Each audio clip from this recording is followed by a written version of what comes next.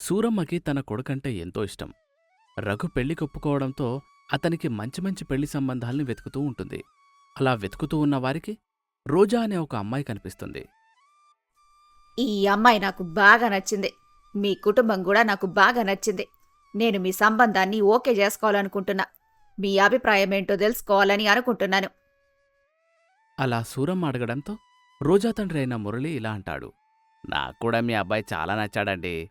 నా కుటుంబానికి కూడా మీ సంబంధం బాగా నచ్చింది. ఇక ఆలస్యం చేయకుండా మనం పెళ్లి పనులు మొదలుపెట్టేద్దాం. ఇలా ఇరు కుటుంబాలు ఒప్పుకోవడంతో పెళ్లి పనులు మొదలవుతాయి. అలా ఒక మంచి ముహూర్తాన రోజా మరియు రఘుల వివాహం జరుగుతుంది. పెళ్లి చాలా బాగా జరిగింది. ఏమంటారన్నయ్య గారు? అవును, పెళ్లి అద్భుతంగా జరిగింది. వదిన గారు, నా కూతుర్ని మీ చేతిలో పెడుతున్నాను. తనని జాగ్రత్తగా చూసుకునే బాధ్యత మీదే. అవును, ఒక్కగానొక కూతురు. తనని ఎంతో గారాబంగా పెంచాము. మీరు మా అమ్మాయిని జాగ్రత్తగా చూసుకోండి. మీరేం భయపడకండి మావయ్య. రోజాని నేను బాగా చూసుకుంటాను. మా అమ్మకి కూడా ఆడపిల్లలంటే ఎంతో ఇష్టం. తప్పకుండా మీ అమ్మాయిని మా అమ్మగారు కూడా బాగా చూసుకుంటారు. అలా అప్పగింతలు పూర్తవడంతో సూరమ్మ తన కొడుకు కోడలితో తన ఇంటికి వెళ్ళిపోతుంది. ఈ ప్రయాణం చేసి వచ్చేసరికి బాగా అలసిపోయాను. అవునమ్మా, నేను కూడా బాగా అలసిపోయాను. సరే, మీ ఇద్దరు వెళ్ళి కాస్త విశ్రాంతి తీసుకోండ్రా. నేను మీకోసం టీ అలాగే టిఫిన్లు తయారు చేసి తీసుకొనొస్తాను. పదండత్తయ్యా, నేను కూడా మీతో పాటు వంటగదిలోకి వస్తాను. అయ్యో, ఆ అవసరం ఏమీ లేదులేమ్మా. నువ్వు విశ్రాంతి తీసుకో. బాగా అలసిపోయినట్టున్నావు. అందులోనూ మీ పుట్టింటి వాణ్ణి వదిలొచ్చినందుకు ఎంతో బాధ కూడా పడుతూ ఉంటావులే. నువ్వెళ్ళమ్మా, వెళ్ళి విశ్రాంతి తీసుకో. అలా సూరమ్మ చెప్పడంతో రోజా తన గదిలోకి వెళ్ళి విశ్రాంతి తీసుకుంటూ ఉంటుంది. సూరమ్మ అందరికోసం టీ అలాగే టిఫిన్లు తయారు చేస్తుంది. అందరికీ వడ్డిస్తుంది. టీ అద్భుతంగా ఉందత్తయ్యా. అలాగే ఈ పకోడీలు కూడా చాలా బాగున్నాయి. అవునా? చాలా ధన్యవాదాలమ్మా. అమ్మా, నాకింకా ఆకలి తీరలేదు. వెంటనే వంట మొదలు పెట్టండి. ఆ, వెంటనే వంట చేసేస్తాన్రా. ఎప్పుడో ఉదయం అనగా తిన్నాం గదా.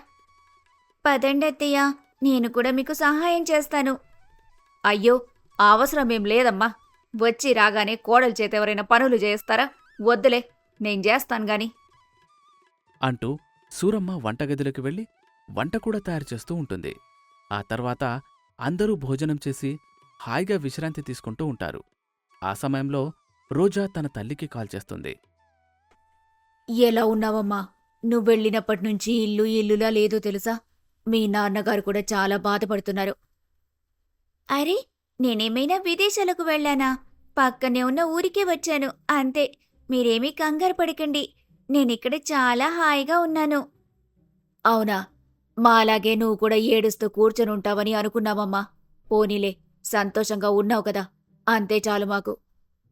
అవునమ్మా, చాలా సంతోషంగా ఉన్నాను. మా అత్తయ్యగారు నిజంగా చాలా మంచివారు. సాయంత్రం ఇంటికి రాగానే నేను చాలా అలసిపోయాను. ఎక్కడ వంటగదిలోకి వెళ్ళి పనులు మొదలు పెట్టాలో అనుకున్నాను. కాని తెలుసా, మా అత్తయ్యగారు నన్ను ఈరోజు అసలు వంటగదిలోకి రానివ్వలేదు. సాయంత్రం టిఫిన్లతో పాటు వంట కూడా ఆవిడే చేశారు. నన్ను విశ్రాంతి తీసుకోమని చెబుతూనే ఉన్నారు. వంట కూడా ఎంత బాగా చేశారో తెలుసా? నువ్వు కూడా ఆవిడ ముందు పనికిరావమ్మా. అవునా? నువ్విలా చెబుతుంటే నాకు ఎంతో సంతోషంగా ఉంది. పోనీలే, నీకు తల్లిలాంటి అత్తగారు దొరికారు. ఇంతకంటే ఒక తల్లిగా నాకేం కావాలి చెప్పు. సరే సరే, తల్లితో ఇలా ఎక్కువసేపు మాట్లాడటం అంత మంచిది కాదు. వెళ్ళు, వెళ్ళి మీ అత్తయ్యగారితో కబులు చెప్పుకో. అలా కావేరి ఫోన్ పెట్టేస్తుంది. రోజా ఎంతో సంతోషంగా ఉంటుంది. అలా ఆ రోజు కాస్త గడిచిపోతుంది. లేచావా? నీకోసమే ఎదురు చూస్తున్నాను రోజా. అవునా అత్తయ్య, మీరు నాకేమైనా చెప్పాలనుకుంటున్నారా? ఏం లేదమ్మా, ఇవాళ మంచి రోజు. నువ్వు వంటగదిలోకి వెళ్ళి వంట చేయడం చాలా మంచిది. కొత్త కోడలు ప్రతి అత్తారింట్లో ఏదో ఒక తీపి పదార్థాన్ని చేస్తుంది. అలా నువ్వు కూడా చేస్తే బాగుంటుందని అనుకుంటున్నాను. ఆ, అలాగే చేస్తానత్తయ్య. ఇప్పుడే వంటగదిలోకి వెళ్తాను, ఉండండి. అయ్యయ్యో, అలా వంటగదిలోకి వెళ్ళకూడదమ్మా. ఏమైందత్తయ్య? నేను వంటగదిలోకి ఎందుకు వెళ్ళకూడదు? అది కాదమ్మా, నువ్వింకా స్నానం చేయలేదుగా.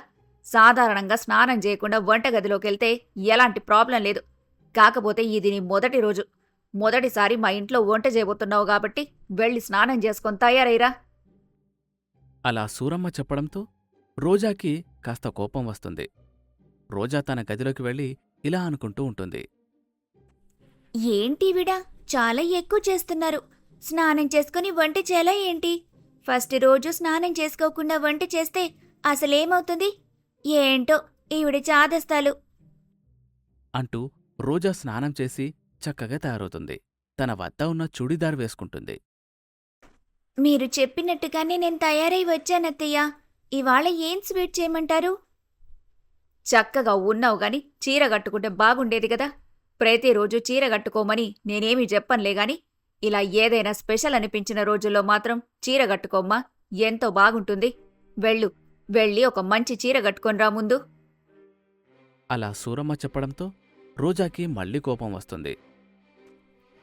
ఏంటి ఈవిడసలు చీర కట్టుకుని వంట చేయాలా? ఇలా ఎక్కడైనా రాసుందా? ఏంటో నిన్న ఈవిడ చాలా మంచిదని మా అమ్మతో చెప్పాను.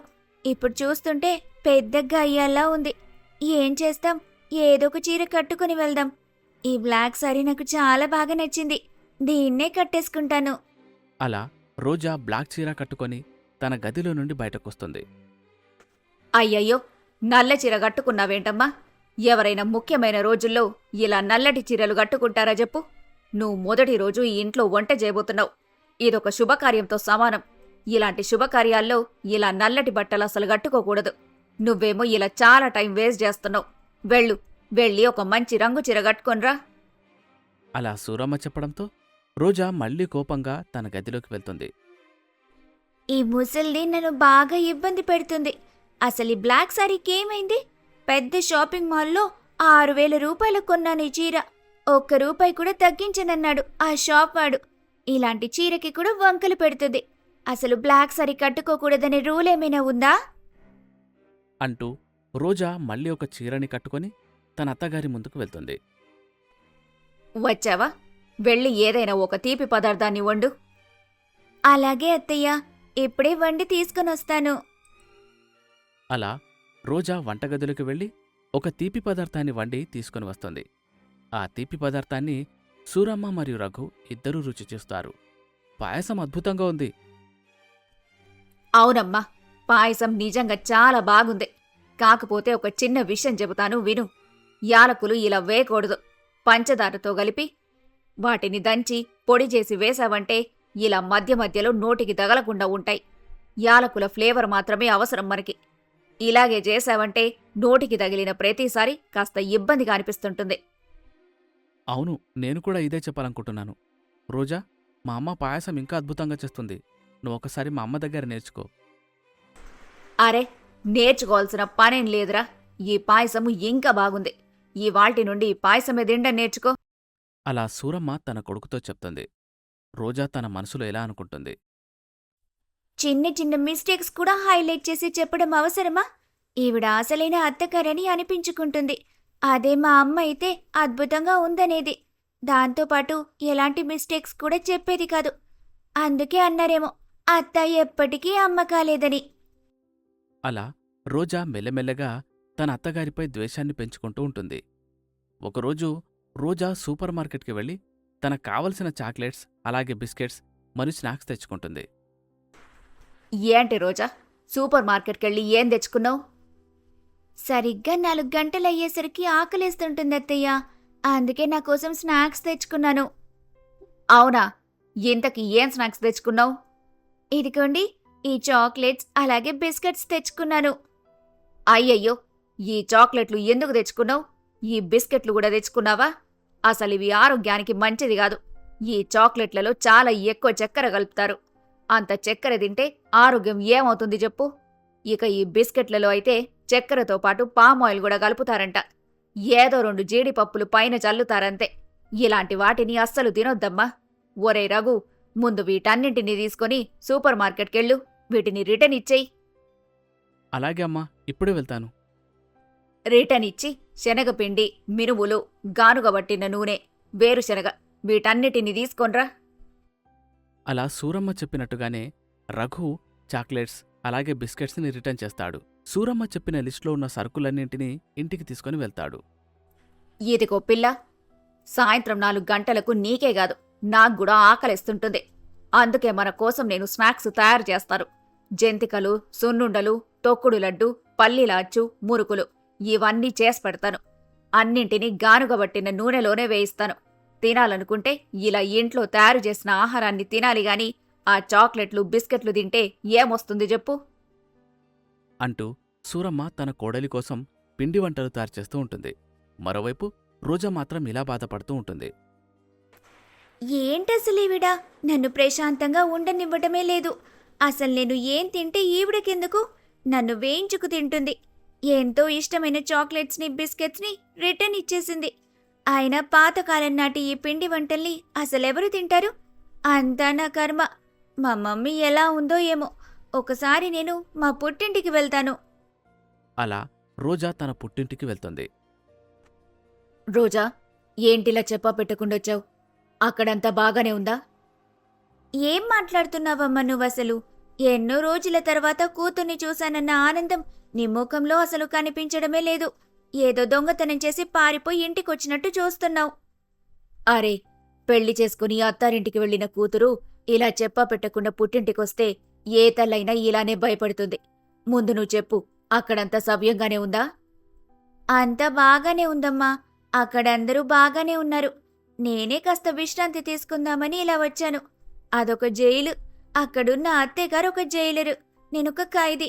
ఆవిడ నన్ను ఎన్ని హింసలు పెట్టారో తెలుసా? అయ్యో, ఏంటి అలా మాట్లాడుతున్నావు? మొన్నటి వరకు మా అత్తయ్య దేవత అని చెప్పావు, ఇప్పుడేంటి ఇలా మాట్లాడుతున్నావు? నేను కూడా అలాగే అనుకున్నానమ్మా, కానీ ఆవిడ నిజ స్వరూపమేంటో తర్వాతే తెలిసొచ్చింది. అసలేం జరిగిందో చెప్పు. అసలు నల్లటి రంగు బట్టలు కట్టుకోకూడదట. అందులోనూ స్పెషల్ పండుగల రోజుల్లో అసలు నల్లటి రంగు బట్టలు వేసుకోకూడదట. ఎంత బాగా వంట చేసినా ఏదో ఒక మిస్టేక్ వెతుకుతూనే ఉంది. యాలకులను చక్కెరతో కలిపి దంచి పొడి చేసి పాయసంలోకి వేయాలట. అంత ఓపిక అసలు ఎవరికుంటుంది? అంతేనా, అసలు జంక్ ఫుడ్ తినకూడదట. చాక్లెట్లు, బిస్కెట్లు పూర్తిగా మానేమని చెప్పింది. చిన్నప్పటి నుండి చాక్లెట్స్ లేకుండా అసలు ఉండలేదు నేను. అలాంటిది చాక్లెట్స్ ఎలా మానగలను? ఆ చాక్లెట్స్ బదులుగా అవేవో పిండి వంటలే తినాలట. ఈ కాలంలో కూడా అలాంటి పాతకాలం నాటి పిండి వంటలు ఎవరు తింటారమ్మా? నేను వెంటనే మా ఆయనకు ఒక విషయం చెప్పాలని నిర్ణయించుకున్నాను. ఏంటది? ఏం చెప్పాలని నిర్ణయించుకున్నావు? వెంటనే వేరు కాపురం పెట్టమని చెప్పేస్తాను. ఆవిడతో నేను అస్సలు వేగలేను. ఆవిడతో కలిసి బ్రతకలేను. అరే, మీరలా వేరు కాపురానికి వెళ్ళిపోతే పాపం ఆవిడెక్కడుంటుంది?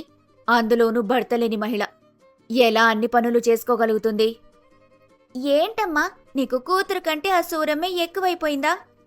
సరే సరే, నాకు నువ్వే ఎక్కువ. ఒక విషయం చెప్తాను విను. ఇంత త్వరగా డెసిషన్స్ తీసుకోవడం తప్పమ్మా. ఒక పని చెయ్యి, నా దగ్గర ఒక మాయా భస్మం ఉంది. ఆ భస్మాన్ని నీకు అందిస్తాను. భస్మమా? ఏంటా భస్మం? అదొక మాయా భస్మం. ఎవరికైనా ఆహారంలో కలిపిచ్చావంటే అంతే, వారు మన వశమైపోతారు. అంతేకాదు, మంచిగా కూడా మారిపోతారు. నువ్వొక 3 నెలల పాటు ఈ భస్మాన్ని మీ అత్తయ్యగారిపై ప్రయోగించు. అంటే ఆవిడ తినే ఆహారంలో కాస్త కలిపి పెట్టు. మరొక ముఖ్యమైన విషయం, ఈ భస్మం పని చేయాలంటే నువ్వావిడ్ని చాలా ప్రేమగా చూసుకోవాల్సి ఉంటుంది. అప్పుడే ఆ భస్మం పనిచేస్తుంది. ఒక్కసారి కనుక ఆ భస్మం పనిచేసిందంటే ఆవిడ నువ్వు చెప్పినట్టల్లా చేస్తారు. అలా కావేరి చెప్పడంతో రోజా ఆ భస్మాన్ని తీసుకుని తన అత్తగారింటికెళ్తుంది. ఈ భస్మాన్ని మా అత్తయ్యగారిపై ప్రయోగించాలి. ఆవిడ మనసు మారిపోవాలి, నాకు అనుకూలంగా మారిపోవాలి. అప్పుడు నేను ఇంట్లో హాయిగా ఉండొచ్చు. కానీ భస్మం పని చేయాలంటే నేను కొన్ని రోజుల పాటు ఆవిడతో మంచిగా ఉన్నట్టు నటించాలి. అలా రోజా తన అత్తగారు తింటూ ఉన్న ఆహారంలో ఆ భస్మాన్ని కలుపుతుంది. అత్తయ్య, మీకోసం ఈ గుత్తి వంకాయ కూర వండాను. ఎలా ఉందో రుచి చూసి చెప్పండి. నువ్వు చేస్తే అద్భుతంగానే ఉంటుందమ్మా. ఏది, త్వరగా వడ్డించు చూద్దాము. అలా సూరమ్మ రోజా తయారు చేసిన ఆహారాన్ని తింటుంది. అద్భుతంగా ఉందమ్మాయి, కాకపోతే కాస్త కారం తగ్గించాలి. అసలే నాకు అసిడిటీ ఉంది. ఇంత కారం నేను తినకూడదు గదా. అయినా ఈరోజు తినేస్తాన్లే. నిన్ను బాధ పెట్టడం నాకిష్టం లేదు. అంటూ సూరమ్మ లొట్టలేసుకుంటూ రోజా తయారు చేసిన ఆహారాన్ని తింటుంది. ఈవిడ్ని ప్రేమగా చూసుకోవాలి. అప్పుడే ఆ భస్మం పని చేస్తుంది. అత్తయ్య, మీరు మీ గదిలోకి వెళ్ళి విశ్రాంతి తీసుకోండి. ఇవాల్టి నుండి మీరు ఇంటి పనుల్లో అస్సలు నాకు సహాయం చేయాల్సిన పనే లేదు. అన్ని పనులు నేనే చేసుకుంటాను. మీరు నాకు ఏమీ చెప్పకండి. వెళ్ళండి, వెళ్ళి విశ్రాంతి తీసుకోండి. అలా రోజా సూరమ్మతో చెప్తుంది. రోజా అన్ని పనులు చేస్తుంది. అంతేకాదు సూరమ్మకి సేవలు కూడా చేసేది. ప్రతిరోజు కాళ్ళు ఒత్తేది, ఆయిల్ మసాజ్ కూడా చేసేది. ఈ పిల్ల ఎంత మంచిదో, ఏమీ అడగకుండానే అన్నీ చేసేస్తుంది. నన్ను ఎంతో ప్రేమగా చూసుకుంటుంది. నేనే పిచ్చిదాన్ని. అప్పుడప్పుడు ఆ పిల్లని ఏదో ఒకటి అంటూ ఉంటాను. పాపం, ఎంతో ఇష్టపడి చాక్లెట్లు తెచ్చుకుంది. నేను వాటిని అనవసరంగా రిటర్న్ ఇచ్చేశాను. ఒక పని చేస్తాను, చక్కెర తక్కువేసి నేనే చాక్లెట్లు తయారు చేస్తాను. ఒకసారి యూట్యూబ్లో రెసిపీ చూస్తాను. సూరమ్మ తన కోడలి కోసం స్వయంగా చాక్లెట్స్ తయారు చేస్తుంది. వాటిని రోజాకు అందిస్తుంది. ఏంటత్తయ్యా ఇది? ఈ చాక్లెట్ అసలు ఎలా తయారు చేశారు? యూట్యూబ్లో చూసి తయారు చేశానమ్మా. మార్కెట్లో అమ్మే చాక్లెట్లలా ఇందులో అధిక చక్కెర ఉండదు, పామాయిల్ కూడా ఉండదు. తక్కువ చక్కెర వేసి తయారు చేశాను. చిన్నప్పటి నుండి ఇలా చాక్లెట్లు, బిస్కెట్లు తిని పెరిగిన దానివి. ఒక్కసారిగా వాటిని మానేయాలన్న కష్టమే గదా. అందుకే నీకోసం ఇలా నేను ఇంట్లోనే తయారు చేశాను. ఇకపై నువ్వు బయటికెళ్ళి చాక్లెట్లు కొనాల్సిన పనేం లేదులే. ఎప్పుడు తయారు చేసే పిండి వంటలతో పాటు వీటిని కూడా నీకోసం చేసి పెడతాను. అలా సూరమ్మ కూడా రోజాపై ప్రేమ కురిపిస్తుంది. రోజాకి కూడా సూరమ్మపై అభిమానం పెరుగుతూ ఉంటుంది. అలా రోజా ప్రతిరోజు సూరమ్మ తినే ఆహారంలో భస్మం కలుపుతూ ఉండేది. అలాగే ఆ భస్మం పనిచేయడం కోసం ప్రేమగా చూసుకుంటూ ఉండేది. అత్తయ్య, మీకోసం నేను ఈ పట్టు చీర తీసుకొచ్చాను. ఈ చీర మీకు ఎంతో అందంగా ఉంటుంది. అరే, నేను కూడా నీకోసము ఒక మంచి చుడిదార్ కొనుక్కొనొచ్చానమ్మా. ఇదిగో, ఈ బట్టలు నీకోసమే. అదేంటత్తయ్య, ఎప్పుడూ లేంది బ్లాక్ కలర్ బట్టలు కొన్నారు? నాకు కూడా బ్లాక్ అంటే చాలా ఇష్టమమ్మాయి. కాకపోతే కొన్ని ముఖ్యమైన రోజుల్లో ఈ రంగు కట్టుకోకూడదు.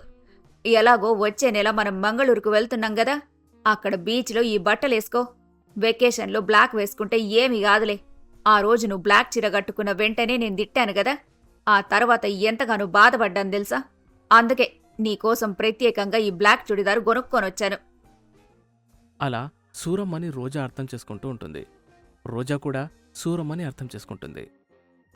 అత్తయ్యగారిలో ఈ మార్పుని నేనసలు ఎక్స్పెక్ట్ చేయలేదు. ఇదంతా అమ్మ కారణంగానే జరిగింది. వెంటనే అమ్మ దగ్గరికెళ్ళి ధన్యవాదాలు చెప్పాలి. అలా మరుసటి రోజు రోజా ఎంతో సంతోషంగా తన పుట్టింటికి వెళ్తుంది. ఏంటి రోజా, ఇంత సంతోషంగా ఉన్నావు? తెలుసా అమ్మా, నువ్విచ్చిన భస్మం బాగా పనిచేసింది. మా అత్తయ్య గారిలో మార్పు వచ్చింది. నేనే ఆవిడ్ని అనవసరంగా అపార్థం చేసుకున్నాను. ఆవిడ ఏం చెప్పినా నా మంచికే చెప్పారు. కాస్త ఆలోచించుంటే నాకు ఆ విషయం అర్థమయ్యుండేది. చాలా చాలా థ్యాంక్స్ అమ్మా. పిచ్చి పిల్ల, నీకిచ్చింది మాయా భస్మం కాదు, గుడిలో ఇచ్చిన విభూది. అందులో మాయ అంటూ ఏమీ లేదు. నువ్వు చూపించిన ప్రేమే ఆవిడ్ని మార్చిందిలే. అలాగే ఆ ప్రేమే ఆవిడ మంచి మనసేంటో నువ్వు అర్థం చేసుకునేలా చేసింది. మనం ఏదైతే ఇస్తామో అదే మనకు తిరిగొస్తుందమ్మా. మొదట్లో నీకు మీ అత్తయ్య గారికి మధ్య చిన్న చిన్న అభిప్రాయ భేదాలుండేవి. కానీ నువ్వు చూపించే ప్రేమ కారణంగా ఆవిడలో కాస్త మార్పొచ్చింది. అలాగే ఆవిడ చూపించే ప్రేమ కారణంగా నీలో కాస్త మార్పొచ్చింది. ఇది అసలు జరిగింది. అలా కావేరి మాటలు విని రోజా ఆశ్చర్యపోతుంది. మొదట్లో తాను చేసిన తప్పేమిటో తెలుసుకుంటుంది. నాకంతా అర్థమైందమ్మా. నేను చేసిన తప్పేంటో కూడా అర్థమైంది. నువ్వే కనుక ఆ రోజు ఆ భస్మాన్నిచ్చి నన్ను అత్తారింటికి పంపకపోయుంటుంటే నేనిప్పుడు పుట్టింట్లోనే ఉండేదాన్ని. భస్మం పని చేసిందో లేదో తెలీదు కానీ ప్రేమ అనే మంత్రం మాత్రం బాగా పనిచేసిందని నాకు అర్థమైంది. అలా రోజా తన తప్పుని తెలుసుకుంటుంది. ఆ రోజు నుండి రోజా తన అత్తగారితో ప్రేమగా ఉండేది. సూరమ్మ కూడా తన కోడల్ని అర్థం చేసుకునేది. అలా అత్తాకోడలిద్దరూ హాయిగా తమ జీవితాన్ని గడుపుతూ ఉంటారు.